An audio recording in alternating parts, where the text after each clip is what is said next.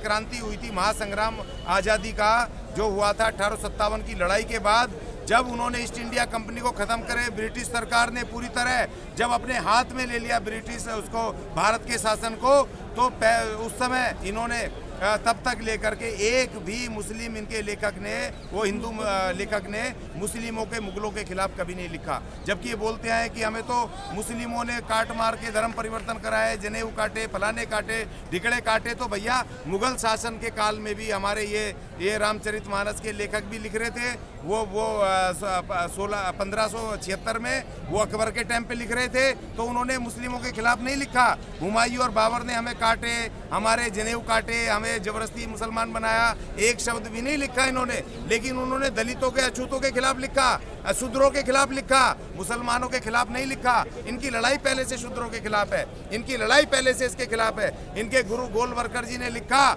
अपनी एक इसमें पुस्तक में लिखा, उन्होंने कहा कि मैं अंग्रेजों की गुलामी सहन कर लूंगा, कि अगर ये SC ST के लोगों को, अछूतों को अगर सत्ता मिलती है, ताकत मिलती है, तो उससे बेहतर ये है कि मैं अंग्रेजों का गुलामी बर्दाश्त कर लूंगा, मगर SC ST को, शूद्रों को, इनको नहीं मिलनी चाहिए ताकत। मैं फिर से सवाल पे आऊंगा, मैं फिर से आप मुद्दे से जा रहे हैं, मैं फिर से सवाल ये करूंगा कि जिस प्रकार से ये अभी हमने देखा मुस्लिम रुझान कहीं ना कहीं BSP की तरफ बढ़ता जा रहा है, उससे क्या लग रहा है समाजवादी पार्टी और भाजपा दोनों में ज़्यादा परेशानी शुरू हो गई है? देखिए सिर्फ BSP की तरफ नहीं जा रहा है, BSP के उत्तर प्रदेश में प्लस BSP के साथ साथ ये दूसरे और उन ग्रुपों में जा रहे हैं जिन्होंने कि जो इनके खिलाफ हैं, ये हिंदूवादियों के विरुद्ध हैं। और 2024 की लड़ाई आसान नहीं होने वाली है। जिस तरह से राहुल गांधी ने भी जो ये भारत जोड़ो यात्रा की है, पूरे कश्मीर से लेके कन्याकुमारी से लेकर कश्मीर तक जो चली है, और जो जन सैलाब उमड़ा है, जो शक्ति उमड़ी है, तो इनको तो चाहिए 2024,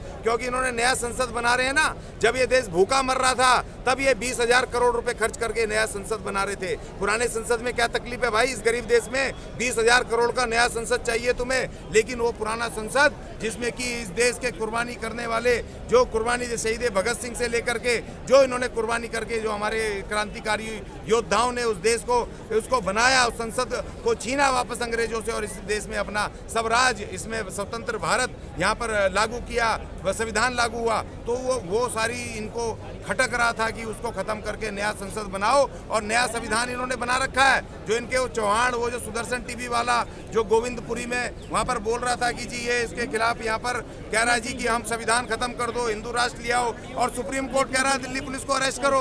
दिल्ली पुलिस अरेस्ट नहीं कर रही है, तो ये तो नया संविधान बना के बैठे हैं। नई इनका सपना है, नई संसद में नया संविधान से ये शपथ लें। लेकिन बहन मायावती जी BSP तोड़ेगी इनके सपने को।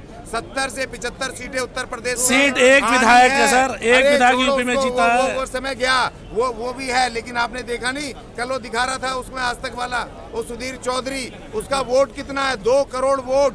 2 करोड़ वोट भी है BSP की जेब में, जो कि 2024 में मुस्लिम समाज इकट्ठा होकर के और डबल हो जाएगा। और 2024 में उत्तर प्रदेश में 70 से 75 सीटें बहुजन समाज पार्टी के पास आनी है। जब 70-75 सीटें इफेक्ट कर दी, तो बहुजन समाज, ये BJP कैसे सरकार बनाएगी भाई, मुझे बताना। ये बात तो आप 2022 से पहले भी कह रहे थे। अरे सर, बहन जी घरों से तो निकलती नहीं है, आप कह रहे हो सरकार बना रहे हैं। भाई साहब, अब आप, मुझे लग रहा है कि आपका बैंड जो है ना 4 साल पुराना चल रहा है। अभी जा करके देखो बहन मायावती जी और उनका BSP का कैडर कैसे दिन रात काम कर रहा है। डेली न्यूज आ रही है, डेली के डेली सम्मेलन चल रहे हैं। अभी परसों बनारस में किया, इनके गढ़ में जाकर के हजारों की तादाद में वहां पर लोग निकल रहे हैं, हमारे SC ST के और मुस्लिम समाज के निकल रहे हैं। बहुजन समाज पार्टी इस बार ये जो नया संसद बना रहे हैं, इस नए संसद में बाबा साहब डॉक्टर अंबेडकर के संविधान से इस देश की पहली प्रधानमंत्री, दलित प्रधानमंत्री बहन मायावती जी शपथ लेगी। अभी 399 दिन बचे हैं, और हम एक दिन काउंट कर रहे हैं। हम भी लग गए अपने काम पे, और पूरी शक्ति के साथ लड़ेंगे, इनके सपने को धाराशाही करेंगे। आप सपना तो नहीं देख रहे हैं, मुझे लगता है कि आप खुली आंखों से अच्छा सपना देख रहे हैं। 399 दिन बचे हैं, 399 दिन के बाद बताएंगे हमारा ये खुली आंखों से सपना। अब्दुल कलाम साहब ने कहा था, खुली आंखों से सपना देखना, जो देखते हैं वो हमेशा सत्य होता है। और हम खाली सपना नहीं देख रहे, हम काम भी कर रहे हैं।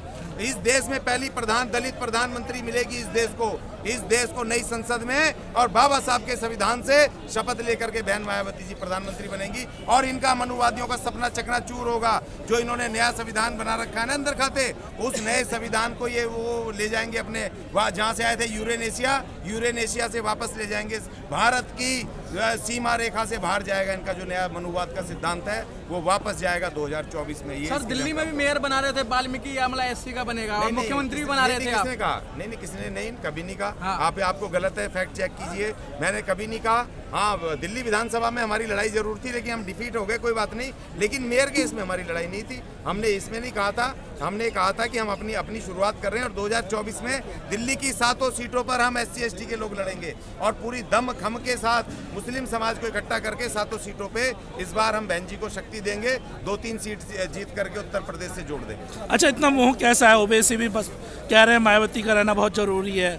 समाजवादी पार्टी के भी एक मुस्लिम सांसद हैं बर्क साहब, वो भी कह रहे हैं बसपा का रहना बहुत जरूरी है। सर इसी वजह से तो इन्होंने कह दिया ओबीसी साहब जो कि तो क्या ऐसा लग रहा है कि अखिलेश यादव कहीं ना कहीं मुसलमानों का जो मोह है वो अखिलेश यादव से कम नहीं होगा ना, क्योंकि देखिए बहुजन समाज पार्टी आज की तारीख में एक इकलौती बहन मायावती जी दलित नेता है इस देश के अंदर जो इन मनुवादियों के दांत खट्टे कर सकती है। वो लड़ाकू है, जुझारू। और दूसरी बात ये है कि जब बहन मायावती जी उत्तर प्रदेश में वहाँ पर मुख्यमंत्री थी फुल फ्लैश, तो उनका जो लॉ एंड ऑर्डर था इतना जबरदस्त था, पूरे देश के अंदर ऐसा लॉ एंड ऑर्डर नहीं रहा। और ऐसे गुंडे मवाली जिन्होंने मगरमच्छ पाल रखे थे और गरीबों को मगरमच्छों के हवाले कर देते थे, जब बहन जी वहाँ पर मुख्यमंत्री फुल फ्लैश बनी तो अपने कंधे पे अपने मगरमच्छ लेकर के भाग गए। उत्तर प्रदेश की सीमा रेखा से भाग गए सारे डॉन, सारे गुंडे मवाली सब भाग गए। बहन मायावती जी का जो लॉ एंड ऑर्डर है, आज भी तमाम जाति धर्मों के लोग, हर वर्ग का आदमी उस बात को याद करता है और इस बात का बेनिफिट मिलेगा कि वहाँ बहन जी को आप देखो ना,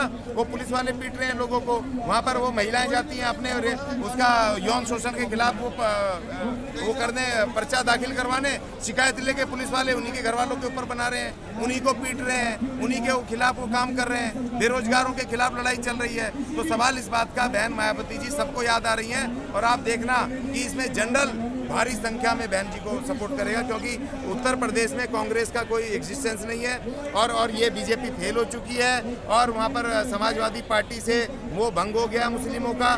दलित मुस्लिम समीकरण और जनरल जो वो पहले हुआ था जब उसका सर्व समाज की जो इकट्ठी एकता हुई थी, बहन मायावती जी के पक्ष में जाएंगी और नई संसद में पहला दलित प्रधानमंत्री बहन मायावती जी के रूप में इस देश को मिलने वाला है। 2024 में 399 दिन रह गए और ये मेरा सपना साकार होगा और उस दिन मैं फिर आपको यहीं पे मिलूंगा।